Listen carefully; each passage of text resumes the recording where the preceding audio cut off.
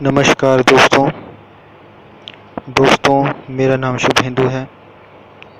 दोस्तों, आज मैं आपके सामने जो वीडियो लेकर आया हूँ उसमें मैं आपको भिन्न भिन्न नरकों के बारे में तथा भगवान के महात्म्य के वर्णन के बारे में बताऊंगा।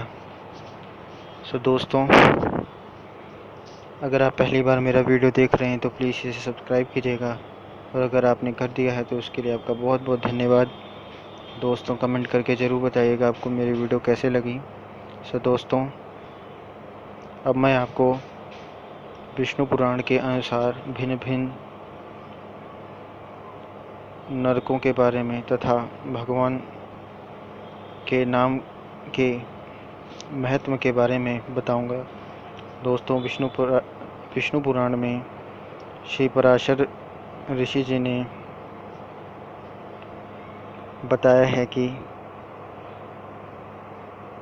पृथ्वी और जल के नीचे नरक हैं जिनमें पापी लोग गिराए जाते हैं।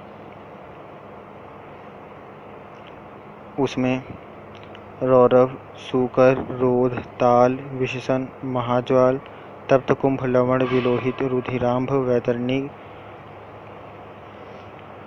क्रमीश, क्रमिभोजन, असिपत्रवन, कृष्ण, लालाभक्ष, दारुण, पूयवः, पाप, वहिज्वाल, अधिशिरा, संदंश, कालसूत्र, तमस, आवीची, स्वभोजन, अप्रतिष्ठ और अपरची, ये सब तथा इनके सिवा और भी अनेकों महाभयंकर नरक हैं जो यमराज के शासनाधीन हैं और अति दारुण शस्त्र भय तथा अग्नि भय देने वाले हैं, जिनमें जो पुरुष पापरत होते हैं वे ही गिरते हैं।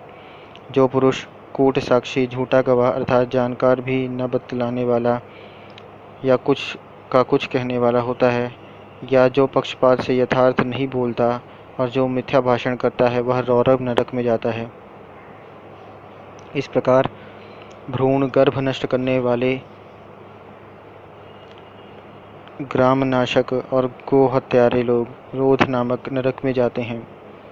जो श्वास को रोकने वाला है, मद्यपान करने वाला है, ब्रह्मघाती, स्वर्ण चुराने वाला तथा जो पुरुष इनका संग करता है, ये सब सूकर नरक में जाते हैं। क्षत्रिय अथवा वैश्य का वध करने वाला ताल नरक में तथा गुरु स्त्री के साथ गमन करने वाला भग्नीगामी और राजदूतों को मानने वाला पुरुष तप्त कुंड नरक में पड़ता है। सती स्त्री को बेचने वाला, कारागृह रक्षक, अश्व विक्रेता और भक्त पुरुष का त्याग करने वाला, ये सब लोग तप्त लोह नरक में गिरते हैं। पुत्र वधू और पुत्री के साथ विषय करने वाला पुरुष महाज्वाल नरक में गिराया जाता है।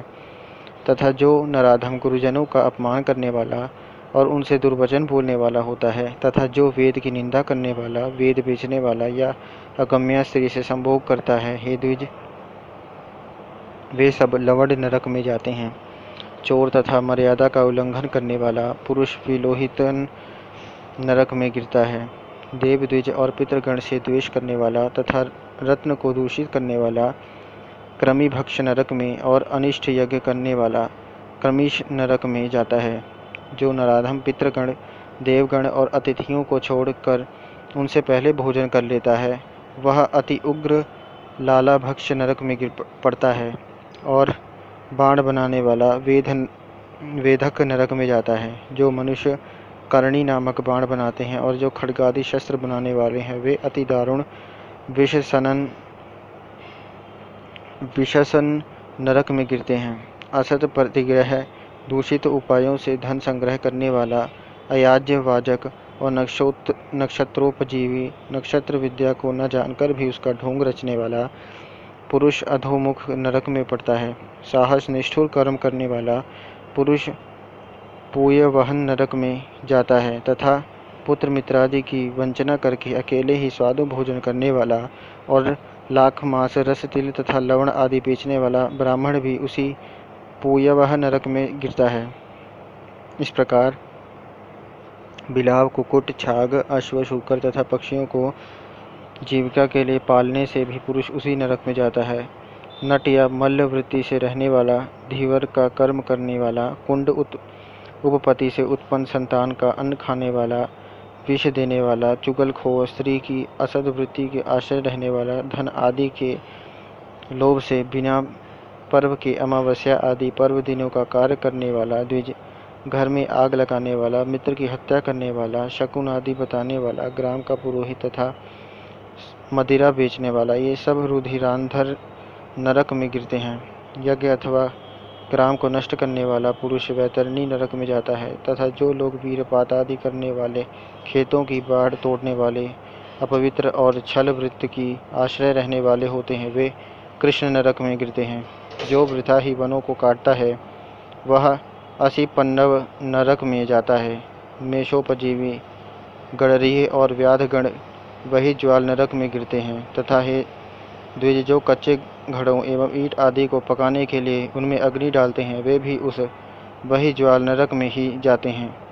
व्रतों को लोभ करने वाला तथा अपने आश्रम से पतित दोनों ही प्रकार के पुरुष संदंश नामक नरक में गिरते हैं।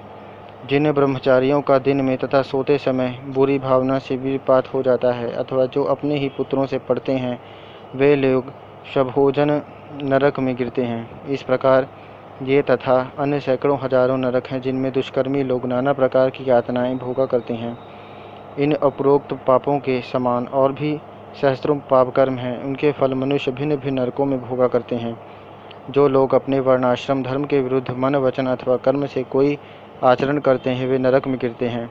अधोमुख नरक निवासियों को स्वर्ग लोक में देवगण दिखाई दिया करते हैं, और देवता लोग नीचे के लोकों में नारकी जीवों को देखते हैं। पापी लोग नरक भोग के अनंतर कर्म से स्थावर, कृमि, जलचर, पक्षी, पशु, मनुष्य, धार्मिक पुरुष, देवगण तथा मुमुक्ष होकर जन्म ग्रहण करते हैं। ये महाभाग, मुमुक्ष पर्यंत इन सब में दूसरों की अपेक्षा पहले प्राणी सहस्त्र गुण अधिक हैं। जितने जीव स्वर्ग में हैं, उतने ही नरक में हैं। जो पापी पुरुष अपने पाप का प्रायश्चित नहीं करते, वे ही नरक में जाते हैं। भिन्न भिन्न पापों के अनुरूप जो जो प्रायश्चित हैं, उन्हीं उन्हीं को महर्षियों ने वेदार्थ का स्मरण करके बताया है। स्वयं भुवमनु आदि स्मृतिकारों ने महान पापों के लिए महान और अल्पों के लिए अल्प प्रायश्चितों की व्यवस्था की है, किंतु जितने भी तपस्यात्मक और कर्मात्मक प्रायश्चित हैं, उन सब में श्री कृष्ण स्मरण सर्वश्रेष्ठ है। जिस पुरुष के चित्त में पाप कर्म के अनंतर पश्चाताप होता है, उसके लिए ही प्रायश्चितों का विधान है, किंतु यह हरिस्मरण तो एकमात्र स्वयं ही परम प्रायश्चित है। प्रातःकाल, सायंकाल, रात्रि में अथवा मध्याह्न में किसी भी समय श्री नारायण का स्मरण करने से पुरुष के समस्त पाप तत्काल क्षीण हो जाते हैं। श्री विष्णु भगवान के स्मरण से समस्त पाप राशि के भस्म हो जाने से पुरुष मोक्ष पद प्राप्त कर लेता है। स्वर्ग लाभ तो उसके लिए विघ्न रूप माना जाता है। हे मैत्रेय, जिसका चित्त जप, होम और अर्चनादि करते हुए निरंतर भगवान वासुदेव में लगा रहता है, उसके लिए इंद्र पद आदि फल तो अंतराय विघ्न हैं। कहाँ तो पुनर्जन्म के चक्र में डालने वाली स्वर्ग प्राप्ति, और कहाँ मोक्ष का सर्वोत्तम बीज वासुदेव नाम का जप। इसलिए श्री भगवान का अहर्निश स्मरण करने से संपूर्ण पाप क्षीण हो जाने के कारण मनुष्य फिर नरक में नहीं जाता। चित्त को प्रिय लगने वाला ही स्वर्ग है, और उसके विपरीत अप्रिय लगने वाला ही नरक है।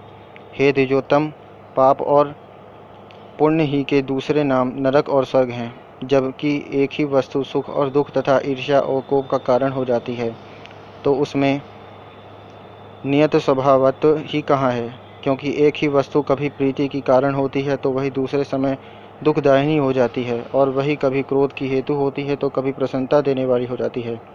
अतः कोई भी पदार्थ दुखमय नहीं है और न कोई सुखमय है। ये सुख दुख तो मन के ही विकार हैं। ज्ञान ही पर ब्रह्म है, और अविद्या की उपाधि से वही बंधन का कारण है। यह संपूर्ण विश्व ज्ञानमय ही है, ज्ञान से भिन्न और कोई वस्तु नहीं है। इस प्रकार विद्या और अविद्या को भी तुम ज्ञान ही समझो। इस प्रकार दोस्तों, समस्त भूमंडल, संपूर्ण पाताल लोक और नरकों का वर्णन यहाँ पर किया गया है। समुद्र, पर्वत, द्वीप, वर्ष और नदियाँ, इन सभी की संक्षेप से व्याख्या की गई है। इस प्रकार दोस्तों, मुझे आशा है कि आपको इन सभी का वर्णन सुन के अच्छा लगा होगा।